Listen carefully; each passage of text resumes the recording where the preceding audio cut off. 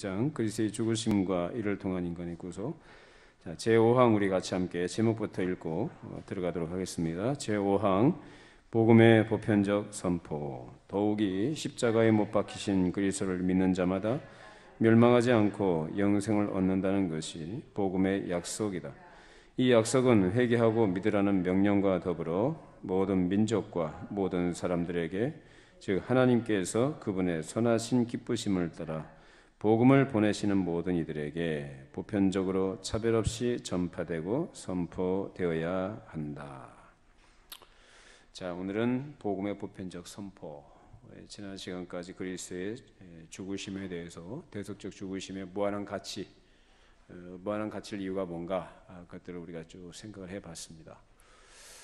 간단하게 정리를 하자면 무한한 가치를 갖는 이유, 예수님이 누구시기 때문에, 예수님은 이 땅에 사람으로 오신 하나님이시다. 그리고 그분은 죄가 없으신 분이시며 그분은 하나님이시다 라는 것으로 요약해서 말씀드릴 수가 있겠습니다. 그래서 그분만이 우리 죄인들을 구원하실 자격이 있으신 분이요, 그분을 통해서만이 죄인은 생명을 얻고 하나님 나라에 들어가게 된다는 것을 확인해 보았습니다. 그렇기 때문에 그리스도의 죽으심이, 즉 하나님이시자 사람이신 그분, 그러나 죄가 없으신 그분이 죽으심이 무한한 가치가 있다. 그래서 모든 죄인들은, 아담으로부터 시작해서 그 이후로 태어난 모든 죄인들은 그 예수 그리스도의 보혈의 샘물에 거기서 죄를 씻으며 그 죄의 씻음과 사유의 은총을 입고 하나님의 거룩한 백성으로 회복되게 되었다라는 것입니다. 그리고 그것은 무한하다고 했습니다. 가치가 한계가 있는 게 아니에요. 무슨 배터리가 사용되면 쓰면 쓸수록 닳아지고 힘이 없어지는 것처럼 그렇게 한계가 있는 것이 아니라 무한하다. 그만큼 하나님의 행하신 일이 완전함을, 그것이 더 이상 보탤 것이 없는 완전함의 영원한 것임을 우리에게 가르쳐 줍니다. 믿으시기 바랍니다. 자, 그러면 이 복음이 누구에게 전파되어야 되며 누구에게 유효한 역사가 있는 것에 대해서 이제 살펴보는 시간이 되겠습니다. 자, 성령께서는 복음을 선포하는 자들의 그 복음 선포를 사용하셔서 사람들로 하여금 그것을 깨닫게 하십니다. 뭘 깨닫게 하십니까? 복음이 선포되게 되면 사람이 먼저 깨닫게 되는 것이 뭘까요? 죄인이라는 사실을 깨닫게 되죠. 이것이 구원의 첫 출발이 됩니다. 이런 죄에 대한 깨달음이라는 것은 영적 각성을 얘기하는데, 단순하게 도덕적인 죄라는, 그래서 사람들이 생각하는 양심상 찔림을 받는 그런 도덕적인 죄를 깨닫는 정도가 아니고 그 이전의 본질적인 의미에서 이 죄의 문제입니다. 그것이 뭐죠? 하나님을 모르고 살아갔던 것, 하나님과 상관없이 자기가 자기 인생의 주인 노릇하고 자기가 왕으로 살았던 그것이 죄죠. 사실상 모든 죄는 그것을 뿌리로 해서 다 나오는 것들이거든요. 그래서 하나님을 모르는 죄가 얼마나 큰 죄라는 것, 이전에는 그걸 몰랐다는 얘기죠. 전혀 의식도 없었고 인식하지도 못했고 그것이 죄라고 얘기하면 반발하고 오히려 그것을 적대했던 것이 바로 죄를 깨닫기 이전의 자연인의 상태 아닙니까? 근데 그 자연인의 상태에 있던 자가 복음을 들음으로써 그것을 깨닫게 하시는 것은 성령께서 역사하신 결과라는 거죠. 그래서 그 은혜죠. 아무나 깨닫는 거 아니죠. 복음을 들어도 그냥 맹성해서 자기하고 무슨 상관이 있는가라는 생각을 가지고 한 귀로 듣고 한 귀로 흘려드는 사람이 있는가 하면 적극적으로 그것을 거부하는 사람이 있고, 또 어떤 경우는 그 말씀을 듣고 깨달아서 하나님 앞에 회개하는 자로 나아가는 사람이 있는 것이죠. 그래서 성령의 역사로 자신의 죄를 깨닫고 자신에게 구원받을 만한 어떠한 행위, 의로움이 없다는 것과 죄에 대한 하나님의 심판이 있음을 알게 됩니다. 그래서 죄인으로서 자기가 처해 있는 비참한 현실, 즉 하나님의 진노 아래 있다는 비참한 현실을 깨닫게 되고, 그래서 그 죄인의 자신의 문제를 해결할 수 있는, 그 죄의 문제를 해결할 수 있는 길이 무엇인가를 찾게 된다라는 거예요. 그것을 예수님 말씀하신 게 구하라 찾으라 두드리랍니다. 구하라 찾으라 두드리라. 뭘 찾고 구하고 두드려요? 세상에서의 어떤 자기 기대와 소원을 이루기 위한 어떤 그것을 위해서 찾고 구하라는 게 아니죠. 하나님을 찾고 구하라는 거예요. 살 길이 무엇인지, 먹고 사는 문제 때문에 살 길을 찾으라는 게 아니라 영혼의 문제, 영원한 죄의 문제를 해결할 수 있는 길이 무엇인가를 구하고 찾고 두드리라 라는 말씀이었죠. 자, 우리 요한복음 16장 8절 읽어보시죠. 성령께서 뭘 하시는가? 175페이지 있습니다. 신약성경.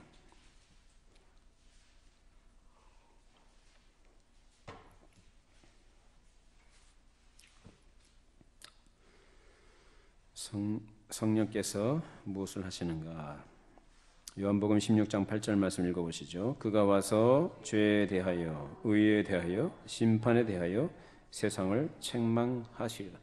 이처럼 성령의 역사하심으로 자신의 죄와 죄인됨을 깨닫게 되는 것인데, 그것을 깨달은 사람은 필연적으로 그리스도를 찾고 구하게 됩니다. 그것이 성령께서 이끌어 가시죠. 누구에게로 이끌어 가시는 거예요? 그리스도께로 이끌어 가는 거예요. 자, 근데 만일 그리스도를 찾지 않거나 의지하지 않거나 또는 설령 찾고 구한다 해도 잘못된 동기와 목적으로 그리스도를 찾는다면 그것은 아직 그에게 거듭남의 은혜가 없다는 얘기입니다. 그래서 거듭남의 은혜가 없다는 것은 곧 죄에 대한 각성이 없다는 얘기입니다. 그래서 교회에 출석을 해도 이런 자신의 죄에 대한 각성이 없는 사람들이 사실 많이 있어요. 종교심 가지고, 그리고 다른 종교들보다도 기독교가 더 고상한 것 같으니까 기독교라는 종교에 적을 둔 것으로 만족하고, 그 안에서, 그 틀 안에서 종교 생활을 하는 것, 이런 사람들이 많이 있습니다. 그냥 평생에 신앙생활을 한다고 하면서 죄에 대한 어떤 각성과 영적 각성이 없는 상태에서 그저 명목상의 그리스도인으로 살아가는 사람들이 참 안타깝게도 많은 것이 오늘날 현실입니다. 왜 그럴까요? 그 이유는 다음 주에 말씀드릴 거예요.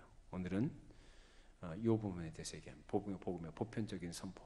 그것을 처음에 그것을 이끄시고 역사하신 분이 누구신가? 성령께서 하시는 일이다라는 것을 지금 얘기합니다. 자, 그래서 이렇게 참되게 자기 죄의 용서와 구원의 은혜를 찾고 구할 때 그리스도 안에 있는 용서의 은혜가 있음을 깨닫게 되는 것이죠. 그래서 복음을 듣고 십자가에 못 박히신 그리스도를 믿으면 멸망하지 않는다. 그래서 요한복음 3장 16절 성경 전체를 요약한 복음이죠. 하나님이 세상을 이처럼 사랑하사 독생자를 주셨으니 이는 그를 믿는 자마다 멸망하지 않고 영생을 얻게 하려 하심이라. 이것이 참된 각성으로 얻게 되는 복음 안에서의 각성인 것입니다. 이처럼 복음을 통해 그리스도 안에 있는 구원의 은덕을 깨닫게 되는데, 이 모든 것들이 자기가 깨달아서거나 사람의 지적인 이해 능력이 높아서가 아니라 성령께서 깨닫게 해주신다라는 거예요. 아무리 지적으로 탁월한 사람이어도요, 성령께서 깨우쳐 주지 아니하시면 이런 깨달음을 얻지 못합니다. 예수님 깨달음 그러는데, 이것은 소위 말하는 사람들이 말하는 사람의 어떤 깨달음을 말하는 게 아닙니다. 성령께서 알게 해주시는 것을 그렇게 깨달음이라고 표현합니다. 자, 그렇게 죄인은 성령의 역사로 인해 자신이 죄인임을 깨닫고 이제 죄에서 돌이키게 되죠. 그것이 바로 거듭난 사람의 출발점이에요. 성령께서 죄를 깨닫게 되면 돌아서요. 그 죄에서. 그 죄가 뭡니까? 어떤 죄에서 돌이키죠? 술 먹고 담배 피고 도둑질하고 그런 거예요? 그런 사람들이 말하는, 흔히 말하는 세상에서 도덕적인 그런 죄를 말해요? 물론 그것도 크게 보면 다 포함이 되죠. 포함이 되죠. 근데 술 먹고 담배 피는 게 과연 그 죄냐? 글쎄요, 그것이 죄냐? 그 부분은 좀 생각을 좀 해봐야 될 것 같아요. 그거는 한국 교회가 전통적으로 지켜왔던 덕의 문제이기 때문에 그것도 역시 마찬가지로 당연히 지켜야 되는 건 맞습니다. 그러나 그 자체가 구원과 직접적인 관계가 있는 문제냐라는 것을 생각해 볼 때는 그건 아니죠. 그건 아니에요. 그러나 덕이라는 점, 우리가 덕을 세워야 되는 것이 성도의 본분이기 때문에 교회가 경건을 위해서 어떤 구별된 어떤 경건한 삶을 위해서 시행하기로 했고 결정해왔고, 그것이 참된 교회의 유익과 신자 개인의 유익을 위해서 지켜오도록 했던 것들을 지켜나가는 것은 또한 우리가 마땅히 해야 되는 거죠. 어떻든지 간에 죄에서 돌이킨다고 한다면은 그 죄에서 돌이킨다는 게 뭘 얘기할까요? 어디서 돌이킨다는 거예요? 아까 말씀드렸죠? 죄가 뭐라고 했어요? 하나님 모르고 자기 혼자 독립적으로 살아가는 것이 죄예요. 그게 굉장히 큰 죄예요. 반역이에요. 피조물이 창조주를 인정하지 않는 것. 그것을 예수님께서는 아담으로 얘기하신 것이 탕자의 비유죠. 사실상 탕자는 아담 이야기 하신 거거든요. 탕자가 아버지 집에 있다가 떠나갔죠. 아버지가 시퍼렇게 살아계신데 아버지 유산을 먼저 달라고 그래요. 그런 놈이 어디 있어요, 자식이. 근데 아버지는 말없이 내주셨죠. 그거 가지고 멀리 도망갑니다. 먼 나라로 가서 허랑방탕하면서 자기가 마음대로 삽니다. 그러다가 나중에 돈 떨어지고 춥고 배고파지니까 아버지 집이 생각났어요. 그래서 아버지 집으로 돌아갑니다. 결국 뭐냐? 다시 아버지의 슬하에 아버지 품으로 들어가는 것. 아버지 밑으로 들어가는 것. 아버지의 돌보심, 아버지를 의지하고 아버지께 순종하는 그 집으로 들어가는 것. 그게 회개입니다. 근데 예수 믿는다고 하면서 자기가 주인 노릇하고 이 탕자처럼 자기 맘대로 하려고 하는 거는요, 그건 회개한 사람의 자세가 아니에요. 그건 아직 안 된 거예요. 아담의 죄 가운데 아직 있는 사람이라고 할 수 있어요. 그런 사람들은. 물론 우리가 어떤 경우에 실수라든지 또 단회적으로는 잘못을 할 수 있죠. 근데 그런 걸 말하는 게 아니죠. 그 상태 그 자체가 말이에요. 여전히 자기가 주인 노릇하고 자기가 왕 노릇하고 자기 마음대로 자기 일을 위하여 자기 만족을 추구하고 자기 행복을 추구해 나가는 그 모든 것들이 바로 하나님을 섬기는 자가 아닌 자기를 섬기는 우상숭배적인 태도입니다. 이런 것이 바로 죄예요. 그리고 모든 죄의 실행자라고 얘기하는 모든 것들이 다 그것을 뿌리로 해서 나타나 보여지는 것들입니다.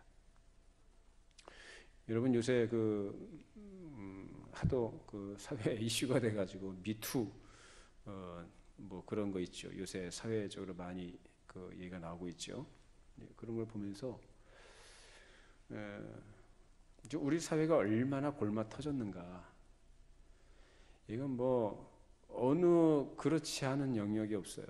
심지어는 뭐 교회, 뭐 성당 뭐 말할 것도 없고, 뭐 교회 내도 뭐 그러고 그런데 뭐 다른 세상 기관 어떻겠어요? 여의도, 정가, 재계, 또 경제계, 학계, 언론계, 문화계, 뭐 어느 영역을 막론하고 사실 지금까지 드러난 것들은 빙산의 일각일 거예요. 빙산의 일각입니다. 이런 것들이 바로 그 자체로 보면 그 자체는 특정지어서 어떤 죄라는 명목을 붙일 수 있는 것들이긴 하지만 그 근본 뿌리는 뭘까요? 물론 그 가운데는 소위 말하는 예수 믿는 사람들도 있을 거예요. 분명히 있죠. 예수 믿는다고 하는 사람들. 근데 그런 것들이 어쩌다 한번 실수, 어떤 경우에 정말 잘못해서 다윗과 같이 그런 실수라는 차원에서 잘못한 것으로 또 이렇게 폭로가 되거나 드러나게 되는 경우도 있겠지만 대부분의 경우는 그것이 그 안에 내재되어진 뿌리로부터 나온 것들이라고 할 때에 그게 뭘까요? 근본적인 원인이 뭘까요? 그 사람들 하나님을 아는 사람들이에요? 모르는 사람들이에요? 모르는 사람들이에요. 거기서부터 나와요. 그러니까 그걸 죄로 여기지 않죠. 권력을 가지고 있고 관례라고 얘기하고 또 한 번에 객기라고 객기라고 치부하고 한국 사회 분위기가 그렇다는 것으로 포장을 해가면서 그것을 합리화했던 그런 것들이요. 근데 이제는 만천하에 폭로가 되고 드러나게 되니까 여기저기서 본물 터지듯이 너도 나도 지금 그렇게 하고 있는 거예요. 여러분, 하나님과의 관계가 정상화되지 않으면 사람은요, 짐승입니다. 동물과 같은 삶을 살아요.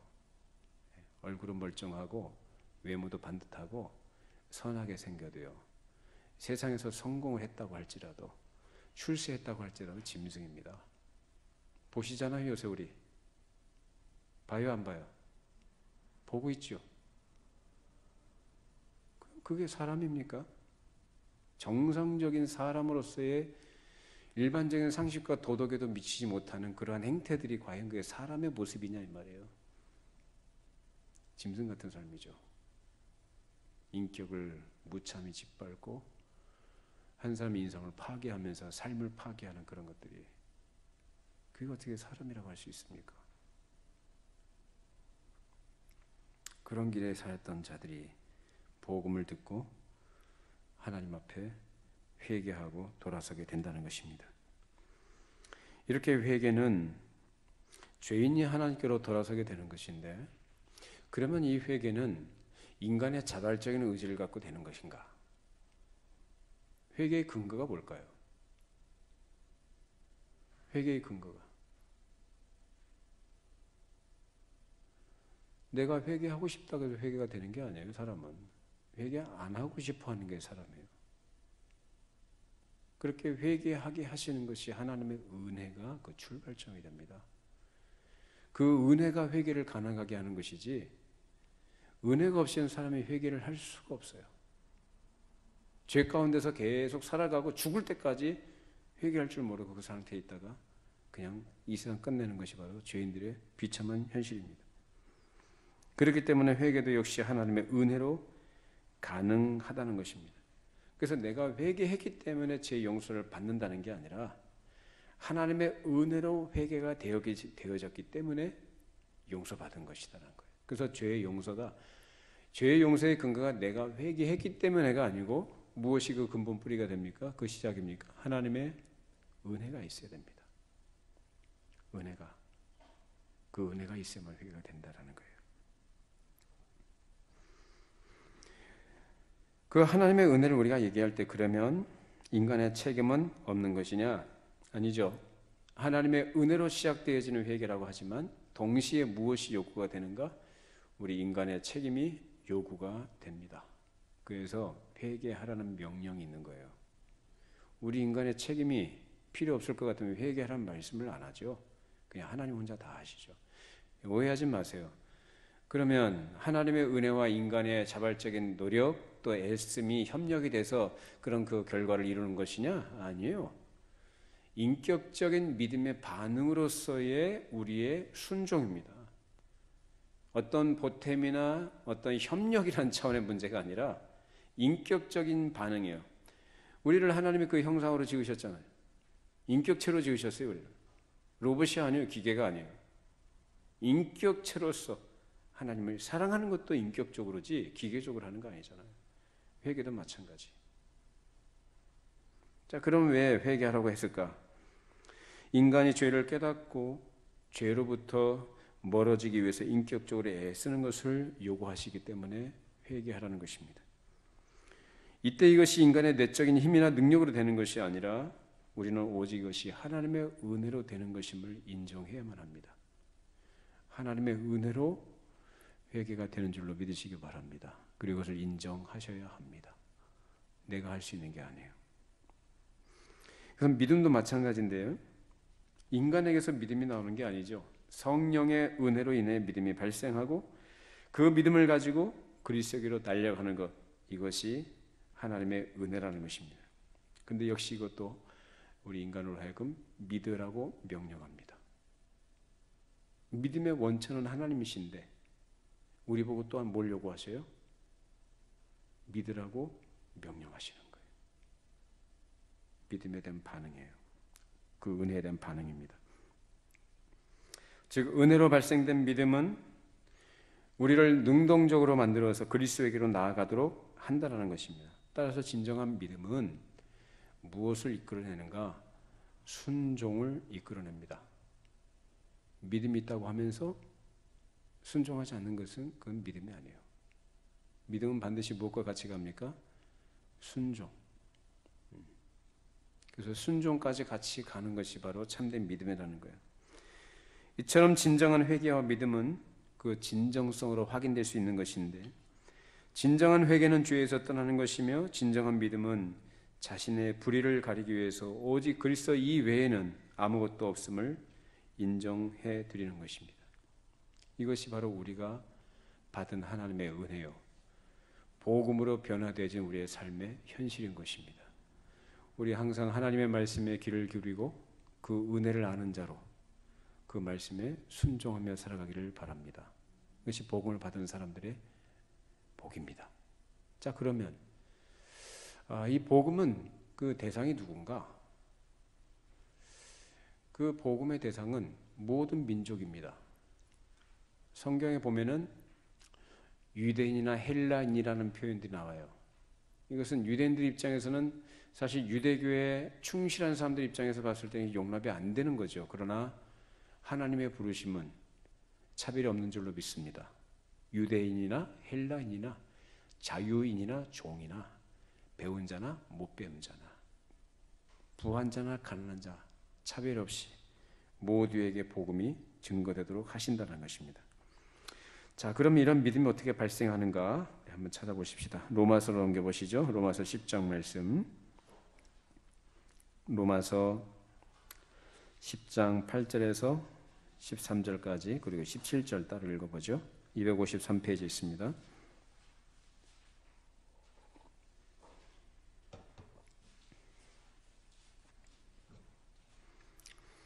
로마서 10장 8절로 13절 그리고 17절 따로 읽습니다. 8절부터 13절 먼저 읽어보시죠. 그러면 무엇을 말하느냐? 말씀이 내게 가까워 내 입에 있으며 내 마음에 있다 하였으니 곧 우리가 전파하는 믿음의 말씀이라. 내가 만일 내 입으로 예수를 주로 시인하며 또 하나님께서 그를 죽은 자 가운데서 살리신 것을 내 마음에 믿으면 구원을 받으리라. 사람이 마음으로 믿어 의에 이르고 입으로 시인하여 구원에 이르느니라. 성경에 이르되 누구든지 그를 믿는 자는 부끄러움을 당하지 아니라 하니 유대인이나 헬라인이나 차별이 없음이라. 한 분이신 주께서 모든 사람의 주가 되사 그를 부르는 모든 사람에게 부요하시도다. 누구든지 주의 이름을 부르는 자는 구원을 받으리라. 17절. 그러므로 믿음은 들음에서 나며 들음은 그리스도의 말씀으로 말미암았느니라. 자, 복음을 들음으로써 믿음이 발생한다고 하죠. 그렇기 때문에 교회는 다른 게 아니고 이 복음을 선포해야 되는데, 이 복음은 뭡니까? 예수 그리스도께서 하나님의 아들이 이 땅에 오셔서 십자가에서 죽으셨으며 3일 만에 부활하셨고 40일 동안 이 땅에 계시면서 천국 복음을 증거하시고 자신의 부활을 나타내시고 승천하셔서 약속하신 대로, 그래서 승천하셔서 하나님 보좌 우편에 앉아 계시며 약속하셨던 대로 오순절에 성령을 보내어 주셔서 그 택하신 자들로 하여금 복음을 믿게끔 하셔서 하나님의 백성으로 만드신다는 사실, 이것이 바로 우리가 전해야 되는 복음이죠. 그래서 이 복음이 어느 특정한 계층이나 어떠한 사람에게만이 아니라 모든 민족에게 차별 없이 선포되도록 하신 것입니다.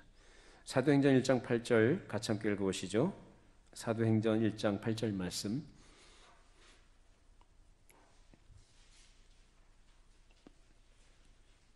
사도행전 186페이지에 있습니다. 사도행전 1장 8절 같이 함께 읽습니다. 오직 성령이 너희에게 임하시면 너희가 권능을 받고 예루살렘과 온 유대와 사마리아와 땅끝까지 이르러 내 증인이 되리라 하시니라. 오직 성령이 너희에게 임하시면. 자, 성령님이 언제 임하셨습니까? 지금 이것은 예수님께서 부활하셔서 지금 승천하실 때 이제 하신 말씀인데, 성령님이 언제 오셨죠? 승천하신 후 오순절 마가의 다락방에서 120만누가 기도하고 있을 때 성령께서 강림하셨죠. 그럼 그 전에 성령님은 안 계셨느냐? 안 계셨어요? 계셨죠. 구약 시대도 성령님이 계셨죠. 당연히 구약 시대도 성령께서 역사하셨죠. 그러나 신약 시대의 교회에 강림하신 이 성령, 오순절 성령의 강림 사건은 그 당시 단회적으로 일어난, 그래서 교회, 신약 교회의 출발을 알리는 신호와 같은, 그래서 교회가, 신약 교회가 성립이 되어져서 이제 복음을 증거하는 그런 전파를 감당하는 사명을 수행하게 됩니다. 그래서 성령께서 강림하셔서 교회가 복음을 선포하도록 하셨고, 그때로부터 지금까지 모든 이방인들을, 교회와 전도자들의 입을 통해서 이방인들을 부르시고 자신의 백성으로 계속 삼아 나가시는 일을 하고 계신다는 겁니다. 그래서 모든 민족이 아무런 차별 없이 복음을 통해 하나님 나라에 들어오고 계속해서 그 복음 안에서 생명의 역사가 나타나고 있는 것입니다. 자, 그러면 이 일이 언제까지 계속될 것인가? 언제까지 계속될 것인가? 주께서 다시 재림하실 때까지 계속될 겁니다. 그 수가 찰 때까지.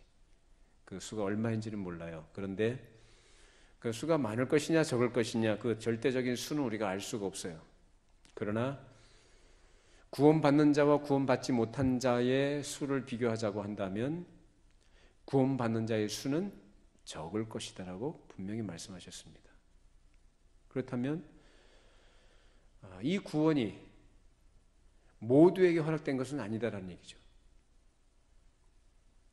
그 택하신 자들에게만 허락된 이 복음의 능력, 그리고 이 구원의 은혜가 있는 것인데, 우리는 어떻게 되냐라는 거예요. 복음을 전해야 되냐 말아야 되느냐. 누가 구원받을지 안 받을지 우리는 모르잖아요. 그건 뒤에서 결론적으로 말씀드리겠습니다만, 그래서 교회가 감당해야 될 사명은 구제하는 것도 좋고요. 봉사하는 것도 참 필요하고, 또 여러 가지 어떤 시민적인 유니티를 가지고 서로 협력해 나가는 이런 것들도 뭐 필요한 일들이긴 해요. 그러나 교회가 다른 것들은 다 양보하고 어떤 경우에 못할 수 있지만, 교회가 절대적으로 놓지 말아야 될 것, 포기하지 말아야 될 것, 반드시 지켜나가야 될 것, 그것은 뭐냐? 복음을 전파하는 겁니다. 이것은 타협의 대상도 아니고 양보할 것이 아니에요. 다른 것 못해도 성경이 우리에게 가르치는 이 십자가의 복음, 영혼을 살리고 죄인들로 하여금 하나님께로 돌이키게 하는, 그래서 구원을 얻도록 하는 일에 사용하신 도구로서 그 교회가 그 사명을 감당할 때 죽도록 감당해야 되는 것이 바로 이 복음을 전하는 것입니다. 우리 교회가, 그리고 여러분들의 삶이 그런 삶이 되기 바랍니다. 뭘 위해서 삽니까, 우리가? 무엇 때문에 살고 무엇을 위해서 살아야 되냐? 우리가 인생을 한번 좀 돌아보시죠. 먼저 앞서 이제 경험을 많이 하시면서 살으셨던 분들은 지나온 나라를 돌아보시고, 아직까지 그 길을 좀 덜 가신 분들, 젊으신 분들은 그나마 지금까지 살았던 것과 앞으로 살아가야 될 모든 삶의 어떤 방향들과 그 과정들을 한번 생각해 보시면서 우리 인생에 과연 지향해야 될 것, 살아있는 동안에 우리가 정말 무엇을 추구하고 무엇을 위해서 우리가 목숨을 걸어야 되느냐 한번 생각해 보시죠. 솔로몬이 그 고백했죠. 헛되고 헛되니 모든 것이 헛되도다 라고 얘기합니다. 그토록 살아보겠다고 아둥바둥도 해보고요. 그죠? 뭐 죽이니 살리니 서로 감정 싸움도 하고 돈 좀 더 많이 벌어보겠다고 이렇게 새벽부터 동분서주하면서 그 뛰어봤고 다 해봤습니다. 자식도 키워보고 사회생활도 해보고 여행도 다녀보고 취미생활도 해보고 다 해봤죠. 허망하죠. 그리고 고백하는 것이 인생 참 빠르구나. 눈 깜빡할 새구나. 우리 젊으신 분들은 참 지금 건강하고 싱싱하고 참 여러 가지 사람들이 부러워할 만한 그런 외모를 다 갖고 있습니다만은 한 20년, 30년 지나보세요. 어떻게 변해져 있나. 다 가는 길로 갑니다, 인생들이. 그러니까 우리 인생은 짧지만 하나님의 은혜 안에서 우리가 받은 이 복은 영원하다는 거예요.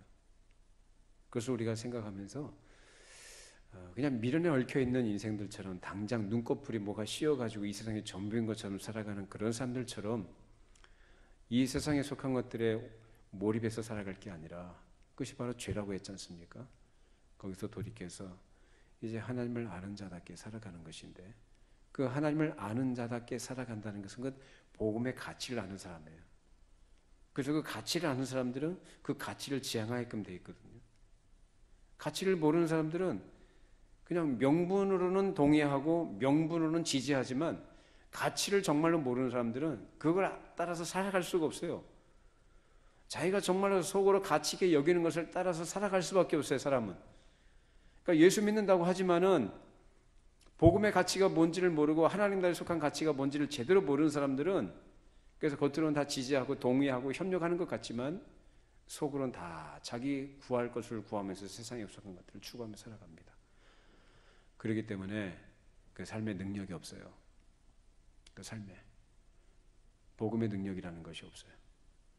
그래서 늘 환경과 조건에 따라서 휘둘리고 마치 하나님 없이 살아가는 사람들처럼 그렇게 살아갑니다. 그러나 우리를 하나님께서 그렇게 살아가도록 부르시지 않았습니다. 우리는 먼저 복음을, 우리는 맛본 자들이고 복음을 소유한 자들이고, 이제 그 복음을 증거하는 자들로 하나님께서 교회로 부르셨고, 그 복음을 위해서 우리의 모든 것을 다 드리며 살아가도록 해주셨습니다. 그래서 교회가 해야 될 일은 모든 사람에게 기회되는 대로 복음을 전하고 가르쳐주고, 이 길이 사는 길이다, 이 길이 생명의 길이다, 끊임없이 계속해서 복음을 전해야 되는 것입니다. 여러분 주변에 복음을 계속 전하시기 바랍니다.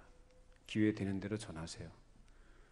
기회 되는 대로. 지하철에 다니면 지하철 전철 안에서 예수천당 불신지옥이라는 거 옛날엔 그 팻말 두고 다니던 사람들 있죠. 뭐 그 사람들도 어떤 그 나름대로의 어떤 그 하나님께서 또 쓰시는 방법일 수 있겠죠.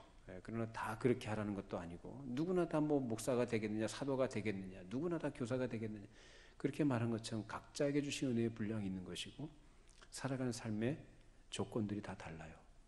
거기서 하나님의 사람으로 여러분이 사시고, 여러분의 삶과 언행이 복음에 합당한 사람으로 나타날 수 있기를 바랍니다. 그렇게 할 때 하나님께서 역사하시겠죠. 그래서 말도 조심해야 되는 것이고요. 자기 욕심 차리면 안 되죠. 사람들과 좀 달라야죠. 보통 사람들하고. 똑같이 하면서, 오히려 똑같이 하면 그나마 나아요. 근데 똑같이 해도 별로 의미가 없어요.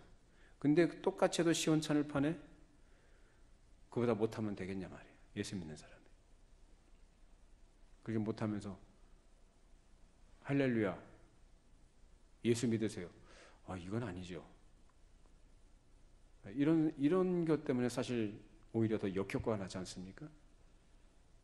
우리 그러지 말고 남다르게 삽시다. 남다르게요. 관계 속에서도 내가 좀 손해볼 수 있는 것들, 손해봐야 되는 부분들이 있으면은 좀 양보하시고, 절대적인 게 아니면 어느 정도까지 양보할 수도 있어야죠. 그렇게 하면서 또 삶을 통해서 복음을 전하고 나타낸다면, 또 구체적으로 복음을 전하는 기회가 있을 때 이 복음의 진리를 알려준다면 나머지는 하나님께서 하실 겁니다. 자, 그러면 복음이 전파되지 않았던 시대에 그 시대의 사람들의 구원 여부는 우리가 어떻게 알 수 있는가? 그 사람들은 구원 받았을까? 못 받았을까? 이런 일에 대해서 많은 사람들이 의문 내지는 질문을 던진 경우들이 있어요. 우리나라 조선시대 이순신 장군 뭐 얘기해 볼까요? 이순신 장군은 구원 받았을까? 못 받았을까요? 이순신 장군. 옛날에 강감찬 장군은요? 세종대왕은? 을지문덕은요?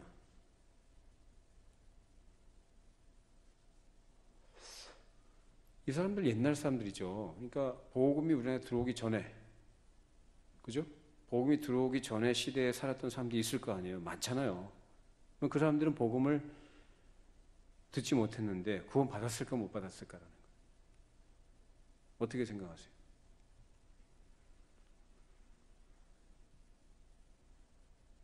이 문제는 하나님의 주권에 속한 문제입니다.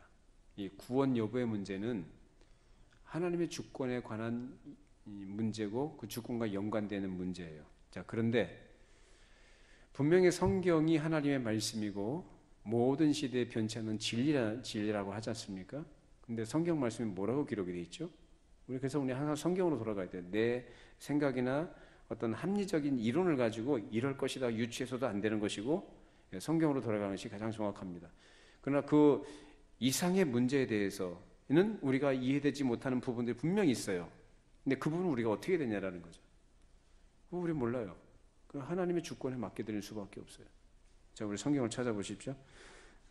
사도행전 4장 12절 말씀.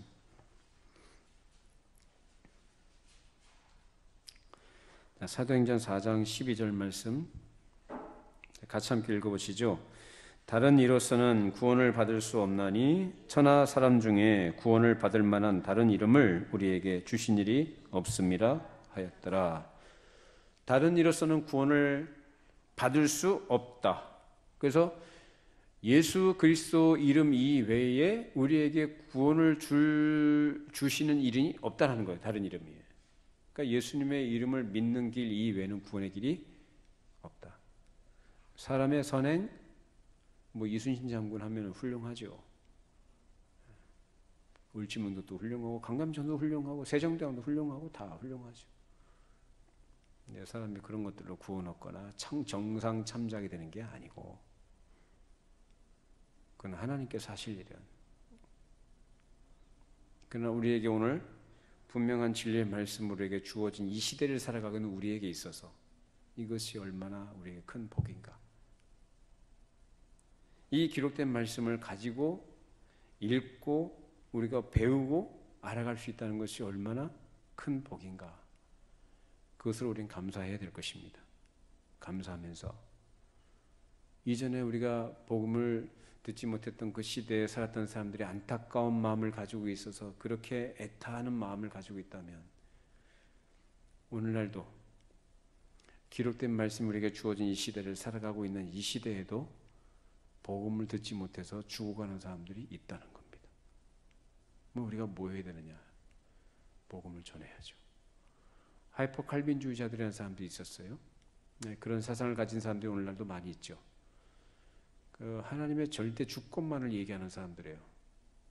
그래서 우리가 전도하지 않아도 우리가 복음을 선포하지 않아도 하나님의 택하신 자들은 어떻게 하신다는 거죠? 하나님은 어떻게든지 구원하신다. 맞아요? 맞아요? 틀려요?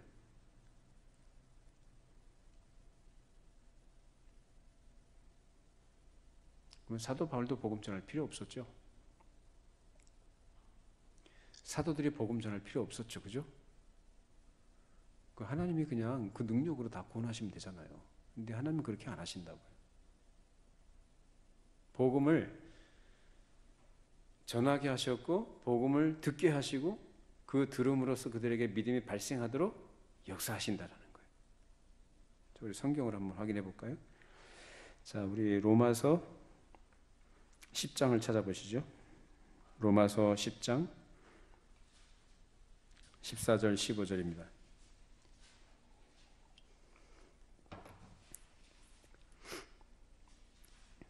로마서 10장 14절 15절 말씀.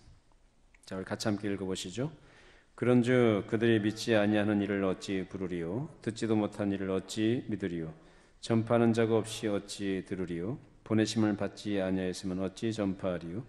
기록된 바 아름답도다. 좋은 소식을 전하는 자들의 발이여 함과 같으니라. 믿지 않은 일을 어찌 부르리요? 듣지도 못한 일을 어찌 믿으리요? 전파하는 자가 없이 어찌 들으리요? 라고 얘기합니다. 자, 또 고린도전서로 넘겨보시죠. 그 뒤에 262페이지입니다. 조금만 넘겨보세요. 고린도전서 1장 17절 18절. 고린도전서 1장 17절 18절 그리고 21절 따로 읽어보죠. 그리스도께서 나를 보내심은 세례를 베풀게 하려 하심이 아니요 오직 복음을 전하게 하려 하심이로되 말의 지혜로 하지 아니함은 그리스도의 십자가가 헛되지 않게 하려 함이라. 십자가의 도가 멸망하는 자들에게는 미련한 것이요 구원을 받는 우리에게는 하나님의 능력이라. 21절 하나님의 지혜에 있어서는 이 세상이 자기 지혜로 하나님을 알지 못하므로 하나님께서 전도에 미련한 것으로 믿는 자들을 구원하시기를 기뻐하셨도다. 이것도 역시 뭐라고 합니까? 그리스도께서 나를 보내심은 세례를 주게 하려면 아니라 베풀게 하려면 아니라 오직 뭐라고 해요? 복음을 전하게 하려 하십니다. 왜? 사람의 말이 아니라 하나님의 능력, 성령의 역사하심으로 일이 된다는 것을 가르쳐 줍니다. 그래서 21절에 하나님의 지혜에서는 이 세상이 자기 지혜로 하나님을 알지 못하므로, 그러니까 사람들이 똑똑하다 해도 그것을 하나님을 알아요? 몰라요? 몰라요. 철학으로 하나님을 알아요? 과학을 배운다고 하나님을 알아요? 물리학을 배운다고 하나님 압니까? 아니요. 그것으로 하나님을 알 수 있는 게 아니에요. 그래서 뭘 사용하시는 겁니까? 전도에 미련한 것으로. 사람의 입을 통해서 말씀을 전하게 하심으로 그것으로 사람을 구원하시기를 기뻐하셨다고 그래요. 하나님이 정하신 방법입니다. 자, 그 다음에 고린도전서 같은 고린도전서 3장으로 넘겨보시죠. 3장 6절로 7절 말씀 같이 함께 읽어보시죠. 3장 6절로 7절입니다. 나는 심었고 아볼로는 물을 주었으되 오직 하나님께서 자라나게 하셨나니 그런즉 심는 이나 물 주는 이는 아무것도 아니로되 오직 자라게 하시는 이는 하나님뿐이니라. 자, 그러면 이게 결론적으로 뭐냐면 심고 물을 주는 건 누가 하는 거예요? 사람이 하는 거죠. 교회와 사역자나 또는 성도들이 심고 물을 주는 거는 사람이 하는데 그 사람은 어떤 사람이냐?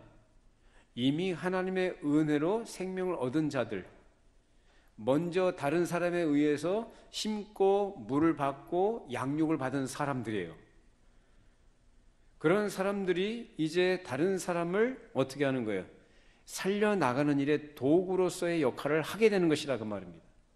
그래서 복음은 계속 그런 식으로 역사 속에서 시간 속에서 그렇게 전파되고 이어져 가도록 전승되도록 하나님께서 하셨던 거죠.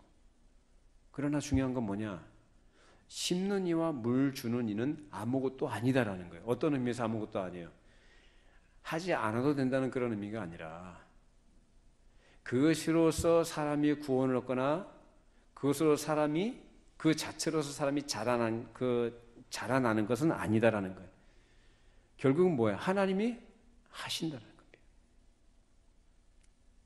심는 것도 하나님께서 하게 하시는 것이고 물 주는 것도 하나님께서 하게 하신 은혜로 되는 것이고 자라게 하시는 것도 역시 하나님이 하게 하신다. 단지 먼저 은혜와 하나님의 부르심을 받고 그 하나님의 복주심이 무엇인지 아는 사람으로서 그것을 사람들에게 전하고 가르치고 지속적으로 돌보고 하는 것들은 사명을 감당해 나가는 교회의 일이요 성도들의 마땅한 본분임을 가르쳐 주는 것입니다. 그래서 누가 구원을 받느냐 못 받느냐는 우리의 영역이 아니요 하나님께서 하실 일입니다. 그렇기 때문에 우리는 누가 구원받을지 못 받을지 모르니까 어떻게 해야 돼요? 가만히 있어야 돼요? 전해야 돼요? 전해야죠. 우리 집의 남편이든지 우리 자녀들이든지 또 나와 교제하고 있는 가까운 어떤 사람이라 할지라도 누구든지 간에 아직까지 하나님을 모르고 자기가 인생의 주인 노릇하고 왕 노릇하는 사람이 있다면 그것이 바로 죄라는 것을 가르쳐주고 돌이켜 생명의 길로 나아가도록 빛을 비추는 역할을 해주는 것이 바로 저와 여러분들 교회가 해야 될 일인 것입니다. 이런 은혜의 통로, 구원을 얻는 일에 하나님께서 쓰시는 귀한 도구들로 하나님께 충성하시기를 바랍니다. 기도하겠습니다. 걸어가신 하나님 아버지, 우리에게 오늘도 귀한 말씀을 함께 나누게 해주시고 우리가 받은 이 구원의 은혜 또 하나님께서 우리에게 맡겨주신 사명이 무엇인지 또 생각해 볼 수 있도록 귀한 은혜 베푸심을 감사드립니다. 우리가 받은 이 은혜를, 이 구원의 복음을 아직까지 죄악 가운데, 하나님을 알지 못하는 가운데, 어둠 가운데 방황하며 헤매는 자들에게 전하게 하시고, 파손되어서 결국은 침몰해 가는 영원한 죽음에 이르게 되는 그러한 자들에게 이 진리의 빛을 비추어서 그들로 하여금 생명의 길로 나오도록 하는 일에 교회가 또 성도들이 그 일을 사명을 알고 충성하게 하시고, 그 사람에 맡겨주신 또 교회에 허락하신 이 사명을 충실하게 감당해 나가도록 성령께서 늘 함께해 주시옵소서. 강단을 통해서 순전한 진리의 말씀만이 증거되게 하시고, 이 말씀 안에서 성도들이 영원히 소송케 되어지고, 그 믿음이 순결한 믿음으로 자라가게 하시고, 그 은혜를 감사함으로 이 감사를 함께 나눌 수 있는 축복의 손길들, 입술들이 되게 하여 주시옵소서. 예수님의 이름으로 기도하옵나이다. 아멘.